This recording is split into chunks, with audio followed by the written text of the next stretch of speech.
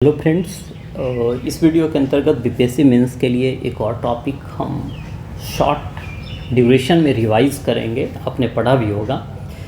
देखिए, classical language का status जो 5 नए लैंग्वेजेस को मिला है, तो इस संदर्भ में हम बात करें तो यहाँ से शॉर्ट नोट्स के क्वेश्चंस बनाए जा सकते हैं। संभावना मुझे कम दिखती है, लेकिन फिर भी रिवीजन के लिए हम बात करें तो देखिए, लैंग्वेज जो होता है ना, वह क्या होता है, किसी भी नेशन का एक प्रकार का हेरिटेज होता है। और इस संदर्भ में बात करें, है ना, तो इंडिया है जो 2004 से अपने इस हेरिटेज का हिस्टोरिकल सिग्निफिकेंस बताने के लिए क्लासिकल लैंग्वेज का स्टेटस देना क्या किया, शुरू किया। ऐसे कर करके इंट्रो वाला पॉइंट आप लिख सकते हैं कि किसी भी नेशन का क्या होता है, कल्चरल हेरिटेज होता है ना, यह मतलब हमारी अतीत को बताता है, यह हमारा प्राइड है एक प्रकार से।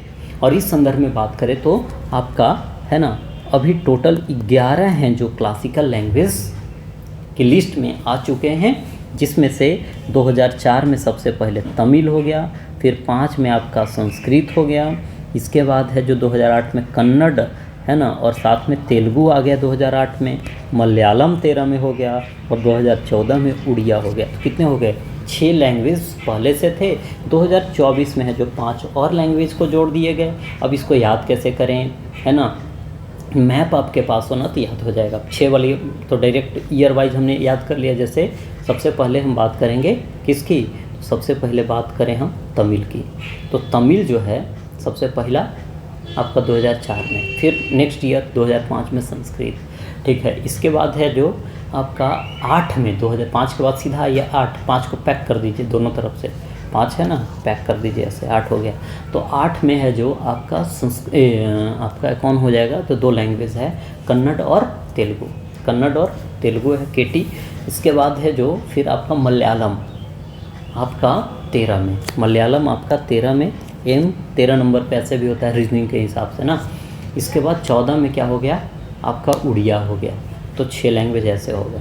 अब 5 लैंग्वेज 2024 में है, इसे है जो मैप के हिसाब से दिमाग में रखिए। चलिए उधर से ईस्ट की तरफ से, तो आसाम है, ए से आसाम, फिर बी से बंगाल, उसके बाद बिहार पड़ता है ना।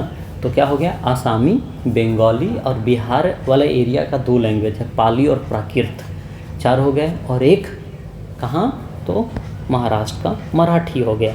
तो इस प्रकार से टोटल 11 क्लासिकल लैंग्वेज हमारे देखने को मिलेंगे। अभी है जो इसका क्राइटेरिया रिवाइज किया गया है ना, जिसमें कहा गया है कि वह पुराना होना चाहिए, 1500 से 2000 साल पुराना होना चाहिए। एंशिएंट लिटरेचर में इसका कहीं ना कहीं जिक्र होना चाहिए, और कहीं ना कहीं इंस्क्रिप्शंस हो गया या मनुस्क्रिप्ट्स हो गए, ठीक है, उसमें इसका, है ना, स्थान होना चाहिए, ठीक है। और नॉलेज के टेक्स्ट में, यानी जो कहानी हैं, कविताएं हैं पुरानी, उसमें इनका, है ना, मतलब स्थान होना चाहिए। और वर्तमान की जो लैंग्वेज है उससे बिल्कुल भिन्न होना चाहिए, ठीक है। तो इसमें से 3-4 पॉइंट कम से कम तो आपको, ऐसे 5 पॉइंट यहाँ दिख रहा होगा आपको, तो ऐसे याद रख सकते हैं, ठीक है। क्या क्या, सबसे पहले कि 1500 से 2000 साल पुरानी, हाई एंटीक्विटी मान लिया कि पॉइंट याद नहीं रहेगा, तो यह याद रहेगा कि 1500 से 2000 साल पुरानी होनी चाहिए। एंशिएंट टेक्स्ट और लिटरेचर में इसका रिकॉग्निशन होना चाहिए, ठीक है। इसके बाद ओल्ड मनुस्क्रिप्ट हो गया, या कोई इंस्क्रिप्शंस है खुदाई वाला, तो उसमें इसका स्थान होना चाहिए। प्रोज पोएट्री में यह होना चाहिए। अलग अलग लैंग्वेज जो अभी वर्तमान में है उससे बिल्कुल भिन्न होना चाहिए।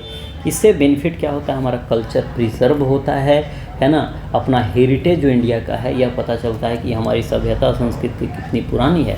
रिसर्च एंड एजुकेशन को बढ़ावा मिलता है, जो मान लिया कि पुरानी चीज़ों पर स्टडी कर रहे हैं, एंशिएंट इंडिया पे कर रहे हैं, उसमें जैसे कई सारी चीज़ें आप पढ़े होंगे कि इंडस वैली सिविलाइजेशन का स्क्रिप्ट पढ़ा नहीं गया है, ठीक है। तो आने वाला समय में यदि ये सब लैंग्वेज को प्रिजर्व नहीं किया जाएगा और इसमें यदि कोई इंस्क्रिप्शन होगा तो उसमें फिर पढ़ पाना मुश्किल होगा। लिंग्विस्टिक प्राइड है, नहीं, महाराष्ट्र वाले देखिए हिंदी के साथ ऐसे डिस्क्रिमिनेशन होता है, ठीक है। तो कहने का मतलब है कि वो अपने आप को लैंग्वेज के हिसाब से चीज़ों को परखते हैं, यानी वह अपना प्राइड मानते हैं एक प्रकार से।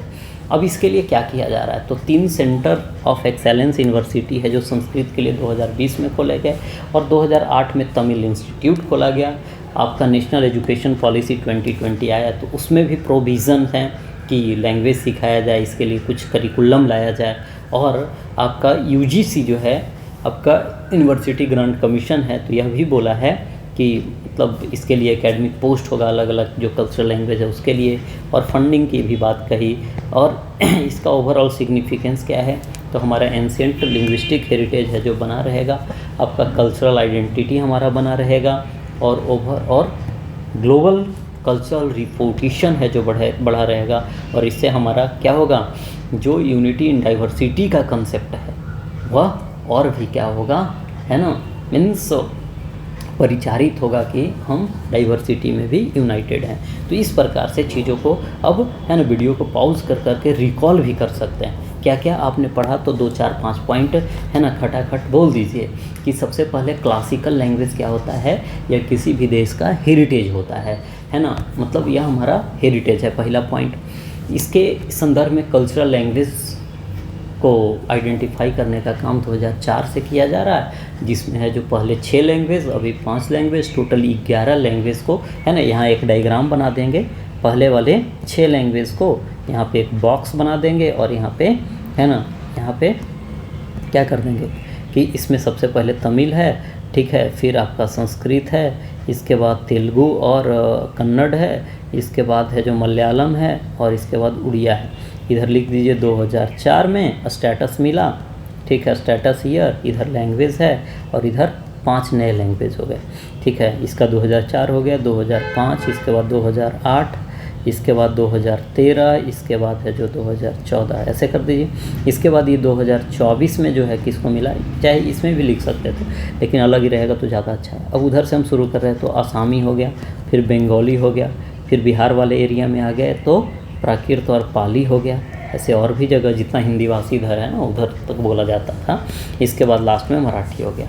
अब इसके लिए क्या है, तो हम लोगों ने क्राइटेरिया की बात किया कि क्या क्राइटेरिया रखा गया, है ना। तो इसके लिए हमारा क्राइटेरिया रखा गया कि वह क्या होना चाहिए, एंशिएंट लिटरेचर से, टेक्स्ट से कहीं ना कहीं संबंध उसका हो, 1500 से 2000 साल क्या हो, आपका पुराना हो, ठीक है। इसका कहीं ना कहीं आपका क्या हो, नॉलेज टेक्स्ट में हो, प्रोज और पोएट्री में देखने को यह मिले, है ना। प्रोज और क्या हो, पोएट्री में अभी वर्तमान जो लैंग्वेजेज हैं उससे वह बिल्कुल क्या हो, भिन्न हो, ठीक है। तो इस प्रकार से इन पॉइंट्स को, इतना पॉइंट याद रहेगा तो आप लिख लेंगे। Thank you.